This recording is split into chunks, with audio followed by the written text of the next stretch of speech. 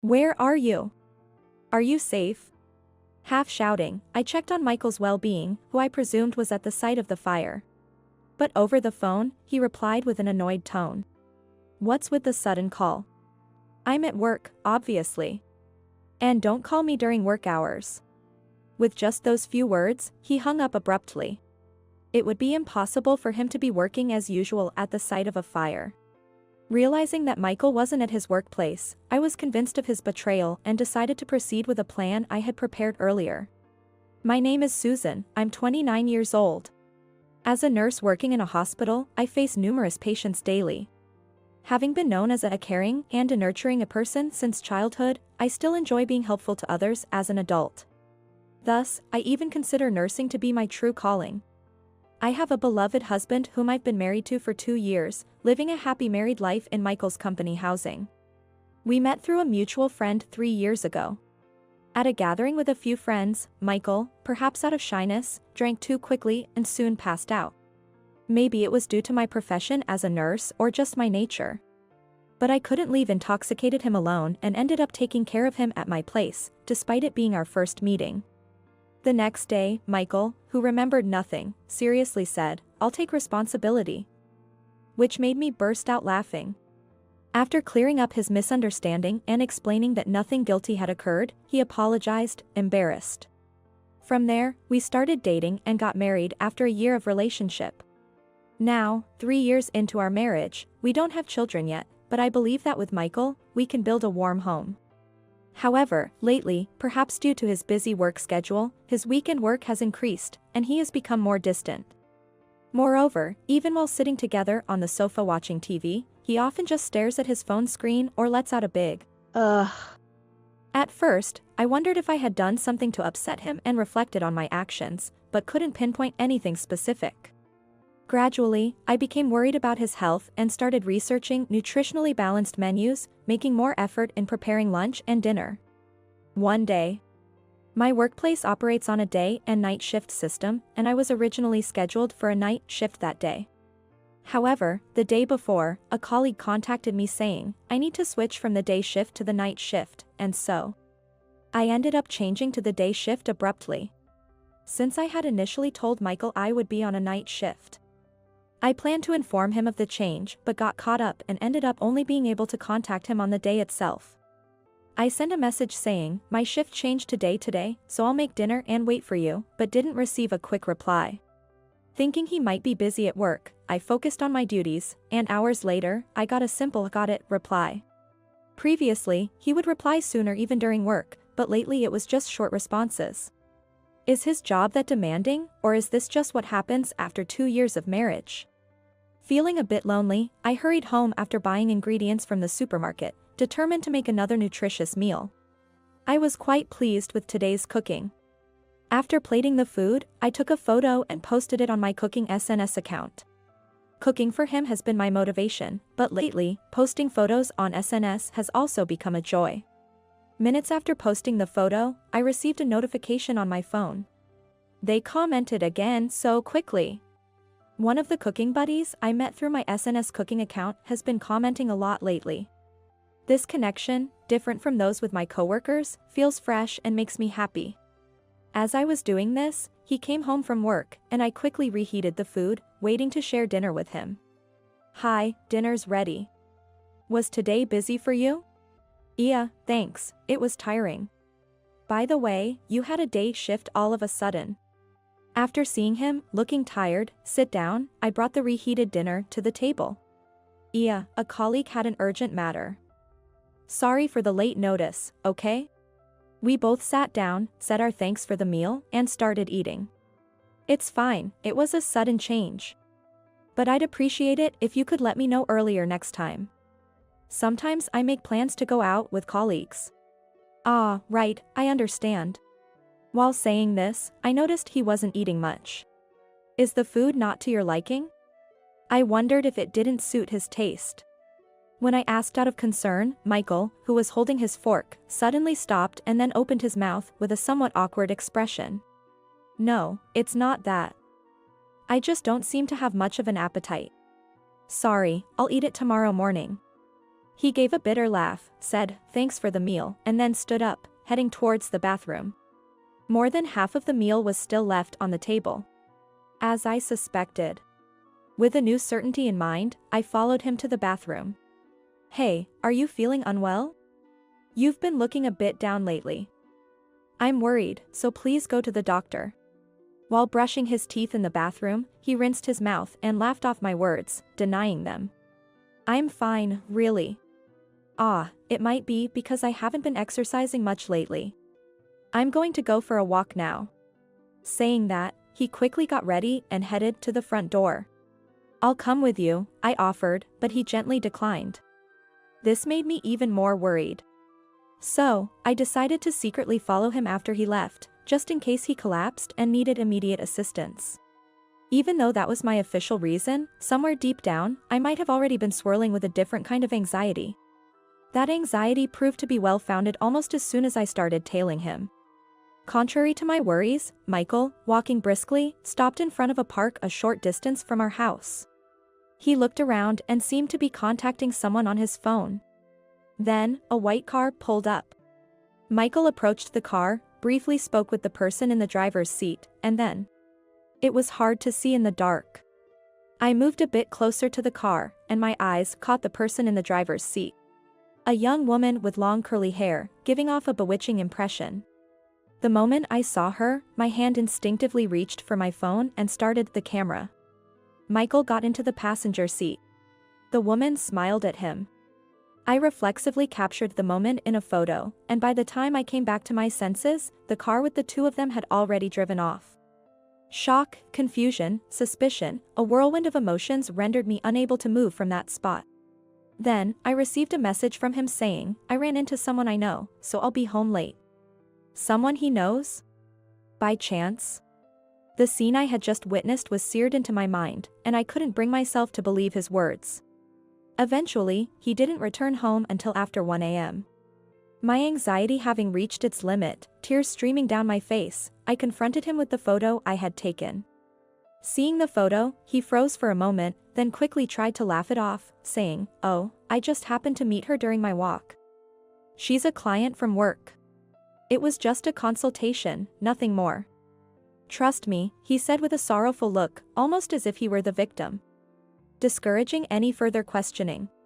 After that, his work seemed to get busier, and he often had to work overtime, especially on days I had a day shift. Despite our increasingly divergent schedules, I tried to find time to talk about what had happened. Only to be turned down because he was too tired. Overtime yesterday, working on his day off today. Really? During work, whenever I let my guard down, the image of Michael and that woman together would come to mind, leaving me restless. After finishing a night shift, the morning sun stung my tired eyes. Having been consumed by anxiety and worry lately, I hadn't been taking care of myself.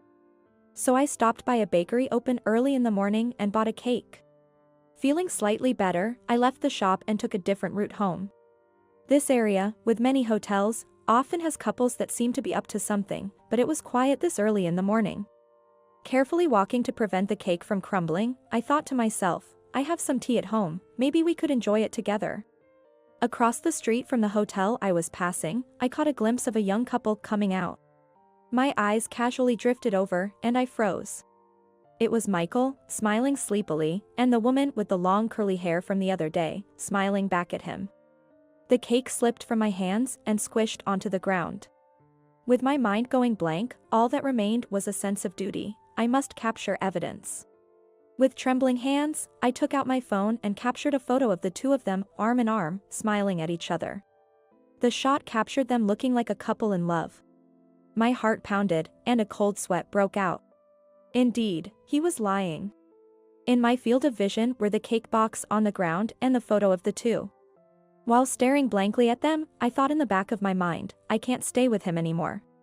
One day, after a series of events turned my suspicions about him into certainty, the word a divorce began to feel like a real option. That day, I was working the day shift as usual, busy with my tasks. While I was on the phone, I could hear the sound of fire engine sirens in the distance, passing through the neighborhood. It wasn't just one, but 2 or 3 in a row, which made me a bit worried that there might be a fire somewhere. After finishing the call and taking a moment to breathe, two colleagues who had been to the wards returned, saying, "It's scary, isn't it?" As they chatted. "Hey, what happened?" I asked, wondering if there had been some trouble. They whispered, "There was a fire at Company A patient we passed in the hallway mentioned it." Company A, fire. At that moment, a chill ran down my spine. Excusing myself from my colleagues, I gripped my phone and hurried to a secluded spot. Company A, where the fire was reported, was where Michael worked. Praying for his safety, I called him. That morning, as usual, I had seen him off to work. Since the incident, we had barely seen each other at home and spoke even less, but I never skipped seeing him off in the morning. "Please, pick up." As if my prayers were answered, after a few rings, I heard Michael's voice say, "Hello? Where are you? Are you safe?" Half shouting, I checked on his well-being, but he replied with an annoyed tone. "What's with the sudden call?" "I'm at work, obviously. And don't call me during work hours." With just those few words, he hung up abruptly. All I could hear was the beeping sound indicating the call had ended. From his tone on the phone, I was relieved he didn't seem to be caught in the fire, but a significant discomfort lingered. It would be impossible to work normally at the sight of a fire. Furthermore, his earlier words and attitude, which trampled over my worried feelings, began to fuel my anger. He must not be at his workplace right now. I had seen him off to work as usual that day, but he must not have headed to his workplace. Since getting married, I might have been unknowingly seeing off him as he went to another woman. Out of the corner of my eye, I thought I saw a glimpse of lustrous long curly hair swaying. With a firm decision in mind, I dialed a certain number on my phone. After finishing work safely, I hurried home and began gathering all the furniture and appliances. Then, the doorbell rang, ding-dong. When I opened the door, it wasn't Michael standing there, but a friend from college. This friend, who knew about my situation with Michael, had volunteered to help me with my escape this time. Despite calling from work and asking for urgent help with moving my belongings, she gladly accepted. "Thank you so much. I'll treat you to something nice next time." Expressing my gratitude, she responded with a smile, "You've had a tough time, haven't you? I'm always here to help." I felt warmed by the thought of having such a good friend during these challenging times. Together, we moved the furniture and appliances out and loaded the clothes I had prepared a few weeks in advance into the car. The room, now devoid of the furniture and appliances I had used since my single days, looked almost empty. Looking at the room, I asked myself again if I had any regrets about leaving this life behind. No, I don't need it anymore. Without a second glance back, I briskly turned on my heel, heading to an apartment near my workplace. In fact, the day I witnessed Michael coming out of the hotel with her, I went straight to a real estate agent in a burst of momentum. Though I wasn't entirely set on divorcing, I had rented an apartment in advance, just in case. I started unpacking the moved-in belongings, reassured that I had made the right choice. Then, I suddenly remembered something and took out my phone. Holding the phone to my ear, I waited for the impersonal voice guidance to begin. A few hours later, the moving work had come to a pause. As I was taking a break, a call came in on WhatsApp. Checking the display, I saw Michael's name. I sighed and, after a brief pause, answered with a "Hello? Susan, where are you right now? I came home to an empty house, and my phone's been disconnected." "What's going on?" "Most of the stuff in the house was mine to begin with, so I just took it. The phone was under my name, so I canceled the contract." His panic was palpable through the phone, but I stated the facts calmly. "Wait, I thought you couldn't use your phone." "I can only use WhatsApp when connected to Wi-Fi."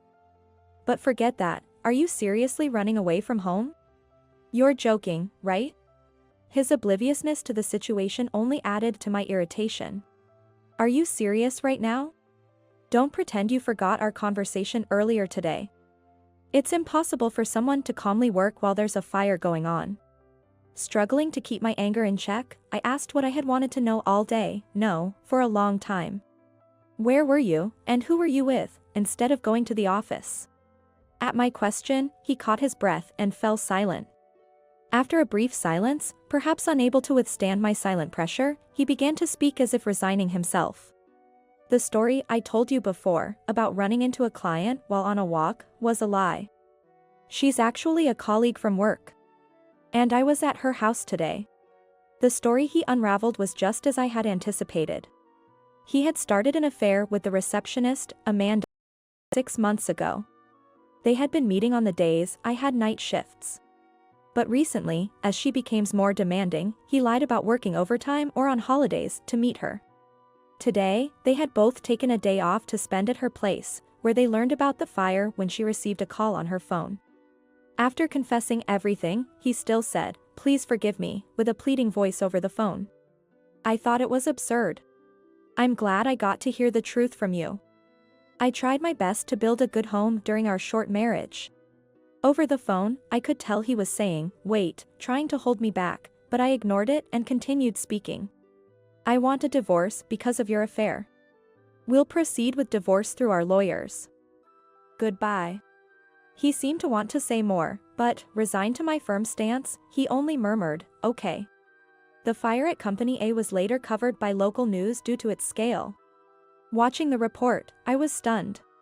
The culprit was Michael's mistress, Amanda.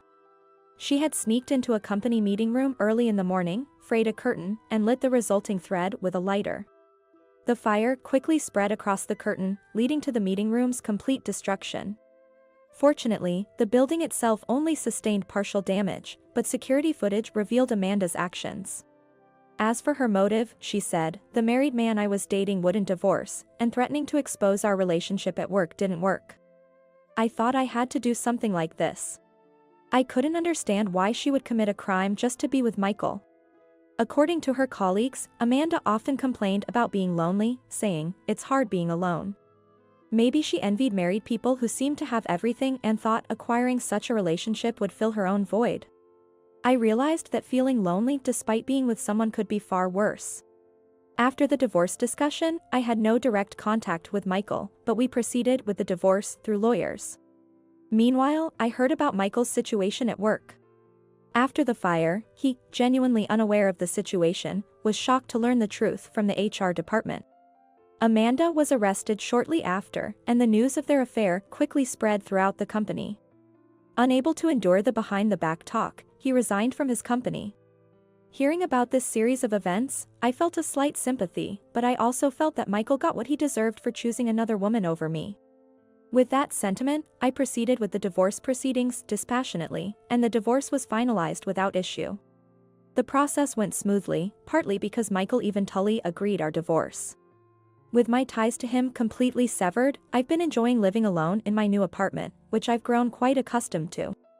Perhaps I had neglected myself by prioritizing others in the past. While continuing my job as a nurse, I've started to take time for myself, especially to enjoy cooking, which had become my greatest pleasure in my marriage to Michael. In the morning, I open the windows of my apartment to let in fresh air. Glancing outside, I see a family of 3 walking together happily. Even seeing this, I don't feel any regret about my current situation. Instead, I'm excited about what the future holds. Just then, my phone buzzes, and I return to my room, smiling as I read the screen. Since then, I've hit it off with someone I connected with through my cooking SNS account, and we've made plans to cook together today. I replied to the message saying, "I'll be there soon," and got started on preparing for today's meal.